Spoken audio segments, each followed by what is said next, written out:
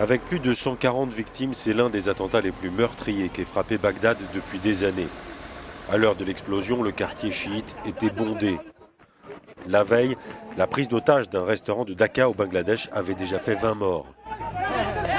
L'un et l'autre attentat ont été revendiqués par l'État islamique, tout comme le furent la tuerie dans un gay club d'Orlando et l'assassinat à l'arme blanche d'un couple de policiers en France le 13 juin dernier. Un grand nombre de militaires irakiens estiment que cette vague d'attentats vise à détourner l'attention des djihadistes devant les pertes de l'État islamique sur le terrain. L'État islamique poursuit une stratégie dramatique. Après la défaite qu'ils ont essuyée devant les héros de notre armée, l'État islamique a commis un autre crime en visant des innocents à Karada.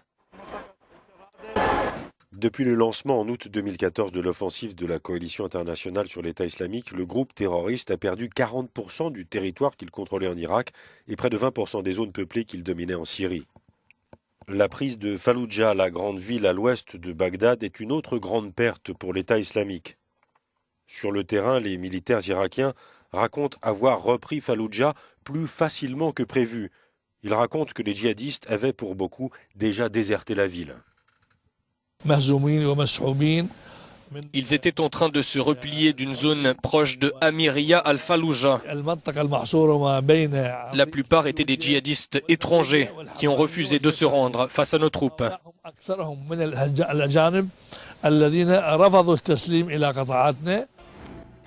Un nombre de plus en plus important de djihadistes désertent les rangs de l'État islamique et tentent de rentrer dans leur pays d'origine.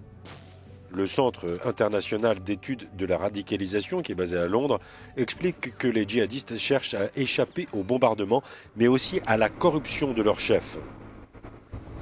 Par ailleurs, le bombardement par la coalition internationale des principaux champs de pétrole exploités par l'État islamique a fait perdre à l'organisation près de 30% de ses revenus en une année.